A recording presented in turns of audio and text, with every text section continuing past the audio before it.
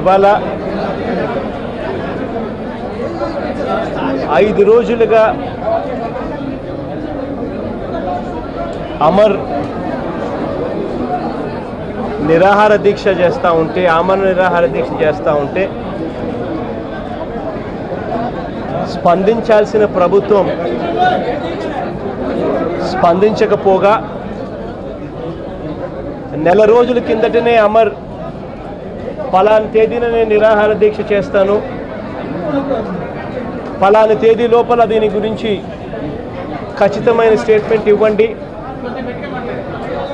ఎప్పటిలోగా తెస్తారు, ఖచ్చితంగా డేట్ చెప్పండి అని చెప్పి ముఖ్యమంత్రి గారికి లేఖ రాశాడు, ప్రధానమంత్రికి కూడా లేఖ రాశాడు. లేఖ రాసిన తర్వాత నెల రోజుల తర్వాత ఎటువంటి స్పందన రాని పరిస్థితుల మధ్య అమర్ అంబేద్కర్ జయంతి రోజున ఈ నిరాహార దీక్ష కూర్చున్నాడు. నిజంగా ఇవాళ రాష్ట్రంలో చంద్రబాబు నాయుడు గారు ఎన్నికలకు ముందు చెప్పిన ఏ హామీని నెరవేర్చలేదు. చంద్రబాబు నాయుడు గారి విశ్వసనీయత ఏమిటి అని అంటే ఎన్నికలకు ముందు ప్రజలకు అబద్ధాలు చెప్పడం, ఎన్నికలు అయిపోయిన తర్వాత ప్రజలను మోసం చేయడం చంద్రబాబు నాయుడు గారి విశ్వసనీయత. ఆ రోజు చంద్రబాబు నాయుడు గారు ఎన్నికలకు ముందు రైతు రుణాలన్నీ పూర్తిగా మాఫీ చేస్తాను అని అన్నాడు బేషరతుగా. ఇవాళ తాను చేసిన రుణమాఫీ కార్యక్రమం రైతులకు వడ్డీలలో కూడా 3వ వంతు కూడా వడ్డీలకు కూడా సరిపోని పరిస్థితుల్లో రైతులకు రుణమాఫీ కార్యక్రమాన్ని మోసం చేశాడు. డ్వాక్రా అక్కచెల్లెమ్మలకు పూర్తిగా రుణాలు మాఫీ చేస్తానని ఎన్నికల ముందు చెప్పాడు. ఎన్నికలు అయిపోయిన తర్వాత డ్వాక్రా అక్కచెల్లెమ్మలకు రుణాల మాఫీ కథ దేవుడెరుగు, ఇవాళ డ్వాక్రా అక్కచెల్లెమ్మలు ₹2 వడ్డీలు కట్టే దుస్థితికి తీసుకొచ్చాడు. చంద్రబాబు నాయుడు గారు ఎన్నికలకు ముందు జాబు రావాలంటే బాబును మెరుగుపడే పరిస్థితి, అటువంటి ప్రత్యేక హోదాను పనంగా పెట్టాడు. ఇవాళ అడిగే నాతుడు లేడు ప్రత్యేక హోదా గురించి. అసలు వైఎస్ఆర్ కాంగ్రెస్ పార్టీ తరపున మేము అడుగుతున్నాం కాబట్టి కనీసం ప్రత్యేక హోదా అన్న అంశం కనీసం ఇవాళ బతుకుంది, లేకపోతే దీన్ని అడిగే నాతుడు కూడా లేని పరిస్థితి. అదే రకంగా రైల్వే జోన్, నిజంగా రైల్వే జోన్ అన్నది ఎంత అవసరమో నేను వేరే చెప్పవలసిన పనుల.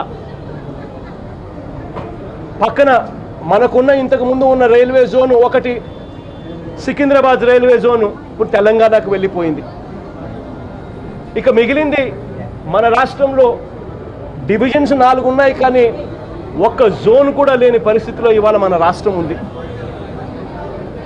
చివరకు ఈస్ట్ కోస్ట్ రైల్వే జోన్ అన్నది ఏదైతే మనకు రావాల్సింది ఉందో అది ఇప్పుడు ఒరిస్సాలో ఉంది. మనమంతా కూడా చూసాం రైల్వే జోన్ ఎక్కడ ఉంటుందో రైల్వే రిక్రూట్మెంట్ బోర్డు కూడా అక్కడే ఉంటుందని. మొన్న రైల్వే రిక్రూట్మెంట్ ఉద్యోగాలకు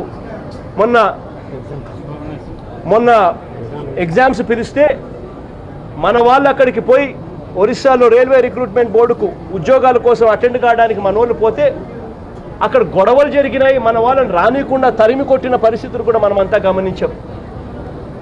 ఆ పరిస్థితి ఎప్పుడు మారుతుంది? వీళ్ళేమో ప్రత్యేక హోదా తేరు, ఉద్యోగాలు ఇవ్వరు. రైల్వే రిక్రూట్మెంట్ జోన్ అన్నా కనీసం మన రాష్ట్రంలో ఉంటే దానివల్ల ఎక్కడైతే జోన్లు ఉంటాయో ఖచ్చితంగా ఆ జోన్, ఇప్పుడు బీహార్లో జోన్ ఉంది, మన వాళ్ళు పోయి బీహార్ లేకపోయి ఉద్యోగాలు చేయరు. ఒరిస్సాలో జోన్ ఉంది, మన వాళ్ళు ఒరిస్సాకు పోయి అక్కడ పోయి ఉద్యోగాలు చేయరు. మన వాళ్ళు ఒకవేళ పోయి అక్కడికి పోతే వాళ్ళు కొట్టి ఎన్నికి పంపిస్తారు. అటువంటి పరిస్థితి మన కళ్ళ ముందని అందరికీ తెలుసు. తెలిసినా కనీసం ఈ రైల్వే రిక్రూట్మెంట్ జోన్ ఇక్కడికి వస్తే ఉద్యోగాల అవకాశాలు ఇక్కడ మెరుగవుతాయని తెలిసినా కూడా దాన్ని పట్టించుకునే నాతుడు లేడు. ఒక్కసారి రైల్వే రిక్రూట్మెంట్ జోన్ ఇక్కడికి వస్తే 16 HODs, 16 head of the departments, అంటే ఈ రైల్వే జోన్కు అనుబంధంగా ఉన్న 16 HODs ఇక్కడికే ఆఫీసులు వస్తాయి. వాళ్ళందరూ కూడా ఇక్కడ నుంచి ఆపరేట్ చేస్తారు. న్యాచురల్గా ఇక్కడ ఉద్యోగ అవకాశాలు న్యాచురల్గా మెరుగవుతాయి. అంతేకాదు జోన్ ఇక్కడ నుంచి వస్తే జోన్కు సంబంధించిన వేరియస్ రైల్వే లైన్ల ప్రపోజల్స్ ఈ జోన్ పరిధిలో వస్తాయి అని చెప్పి ఈ జోన్ ఇక్కడ నుంచి రికమెండ్ చేస్తుంది. ఈ జోన్ ద్వారా రికమెండేషన్ జరిగిందంటే ఖచ్చితంగా మినిస్ట్రీ ఈ జోన్ డబ్బులు కాంట్రిబ్యూట్ చేస్తుంది. కాబట్టి మినిస్ట్రీకి, రైల్వే మినిస్ట్రీకి ఖచ్చితంగా కొత్త రైల్వే లైన్లకు ఊతం వస్తుంది. ఇవాళ కొత్త రైల్వే లైన్లకు ఊతం రావాలన్నా మనకు జోన్ రావాలి, ఉద్యోగ అవకాశాలు మెరుగు కావాలన్నా మనకు జోన్ కావాలి. మనకంటూ ఒక జోన్ అనేది ఉంటే మన రాష్ట్రంలో ఉన్న ఏ యువకుడైనా కూడా రైల్వే రిక్రూట్మెంట్కి సంబంధించి ఏదైనా పరీక్షలు రాయాలనంటే తలెత్తుకొని పోయి నా జోన్లో అని చెప్పి పోయి రాయగలుగుతాడు, ఆ జోన్లో అటెండ్ కాగలుగుతాడు. వీళ్ళే పోయి ఒరిస్సాకు పోతే, లేకపోతే వీళ్ళే పోయి వేరే రాష్ట్రానికి పోతే అక్కడ తరిమి కొట్టి పంపిస్తున్నారు అన్నది మనం అంతా కూడా చూస్తూ ఉన్నాం. ఇవన్నీ తెలిసినా కూడా పట్టించుకోవాల్సిన పాలకులు పట్టించుకోని పరిస్థితి, ఇవాళ అడగాల్సిన వాళ్ళు అడగని పరిస్థితి.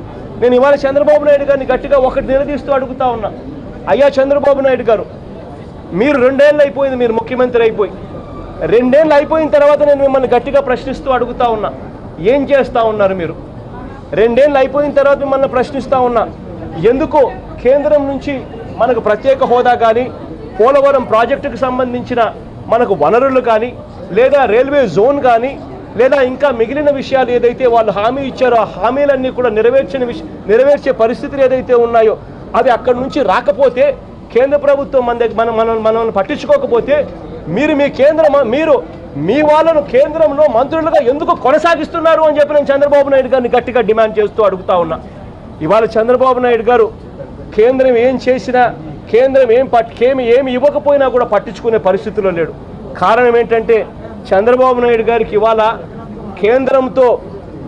కేంద్రాన్ని గట్టిగా నిలదీస్తూ అడిగితే వాళ్ళను ప్రజల్లోకి తీసుకొని పోయి ప్రజలు మళ్ళీ ఓటు వేసి వాళ్ళని గెలిపించుకొని తీసుకొని వస్తాము అన్న నమ్మకం కూడా చంద్రబాబు నాయుడు గారికి లేదు. అది ఆయన పాలన మీద ఆయనకున్న నమ్మకం, విశ్వాసం.